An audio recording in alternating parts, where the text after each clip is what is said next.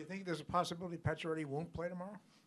No, I said no. I was very optimistic right now, and I'm saying the medical staff says very optimistic. He's still getting evaluated to make sure everything's okay, but they seem very confident that he'll be in our lineup tomorrow.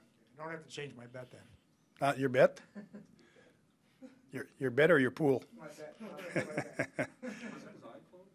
Just a stick close. It got stuck underneath the visor. What was your impression of him then, and what is your impression now being on the other side and seeing what kind of leader he is? Well, I don't think there's as far as a player, I don't see a difference, because I did see that he had some explosiveness in his play, and he also had a great shot. He was always a threat offensively, and the only thing that now that's a little different is I got to know him as an individual and as a team captain, and I think he's done a great job of both. He's a great individual. I think he's very well respected and liked by his teammates and our coaching staff and everybody. I think he cares about the people around him, and that's what good captains do. He's always going to defend his teammates, as you've probably seen in the past, and he takes his job, his job as a captain pretty seriously, and he wants to be a good leader, and he's doing everything he can. So I got to know the person that I only coached against much better, and I'd say that's been a real positive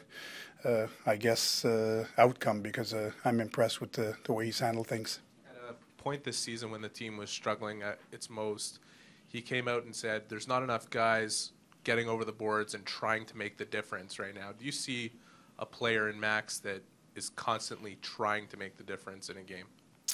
I do, and even when pucks aren't going in as easily, I can see him, really kind of pushing himself to try and make a difference. I think he wants to make a difference, and sometimes he knows that it's just about how hard he competes. In this league, everybody knows that if you score 30-plus goals, you're a pretty good player. And you play 82 games, so you're not going to score every game. So at the same time, you got to know that you're making a difference in the game. So if he's not scoring, at least he's getting chances, he's creating things. But I've also seen a guy who really back checks hard and puts a lot of back pressure on the puck carrier, and that's because he's a good skater. So his work ethic has been good at both ends of the ice. He's been a real good penalty killer for us. So we can look at his 30-plus goals, but we can also look at the fact that he's a pretty good penalty killer as well. So I think he's proud to be a 200-foot player,